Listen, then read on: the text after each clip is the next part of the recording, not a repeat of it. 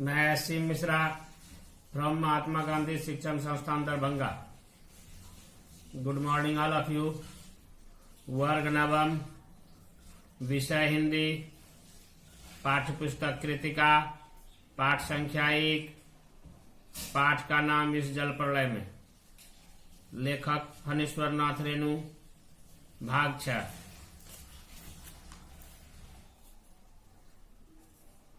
और 1967 में जब पुनपुन का पानी राजेंद्र नगर में घुस आया था, एक नाव पर कुछ सजे धजे युवक और युवतियों की टोली किसी फिल्म में देखे हुए कश्मीर का आनंद घर बैठे लेने के लिए निकली थी।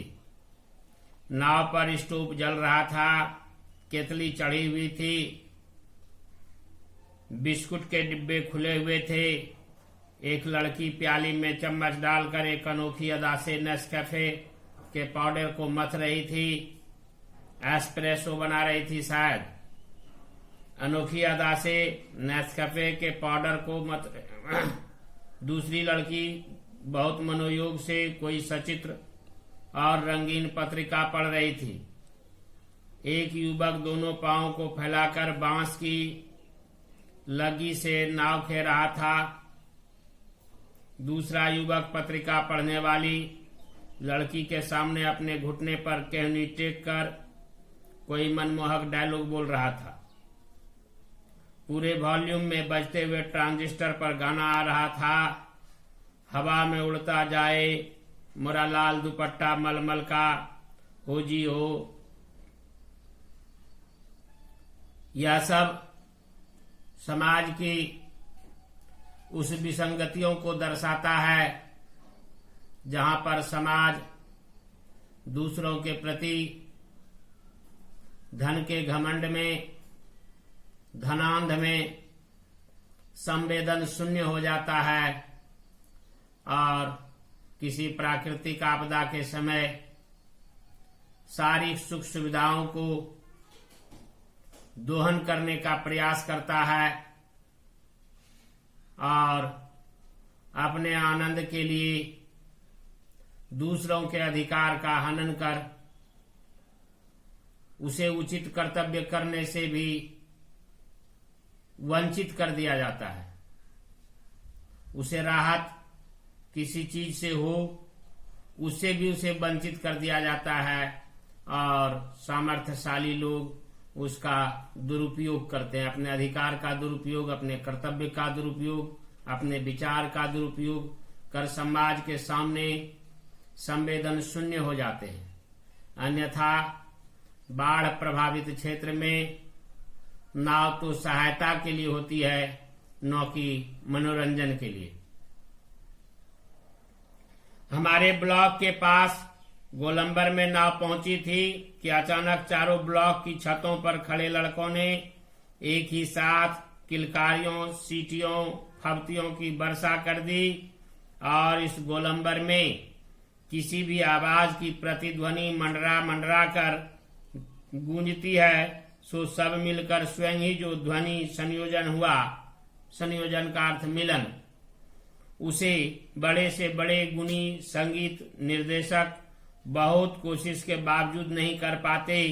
उन फुहड़ युवकों की सारी एक्जबनिज्म का अर्थ प्रदर्शनवाद तुरंत छूमंतर हो गई और युवतियों के रंगे लाल लाल होंठ और गाल काले पड़ गए। नाव पर अकेला ट्रांजिस्टर था जो पूरे दम के साथ मुखर था। नैया तेरी मझधार, होशियार होशियार, काहो राम सिंगार, पनिया आ रहलो है, उहू ना आ रहलो है।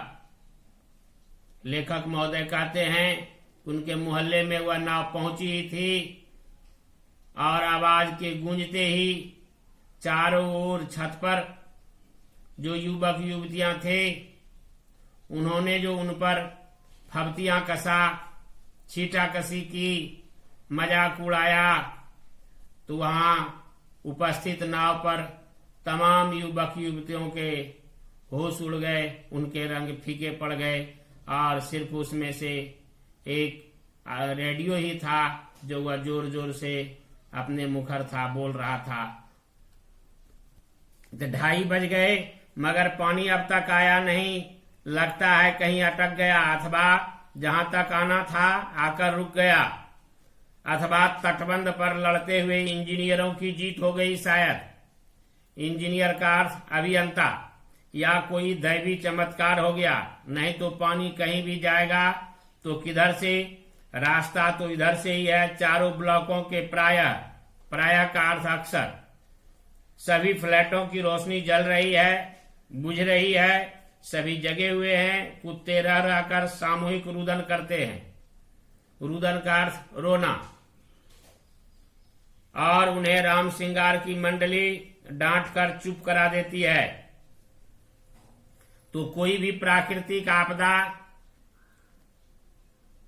वह बाढ़ हो, भूकंप हो या और किसी भी प्रकार की प्राकृतिक आपदा का आहट, एहसास सबसे पहले, मनुष्य से पहले पशु पक्षियों को हो जाता है।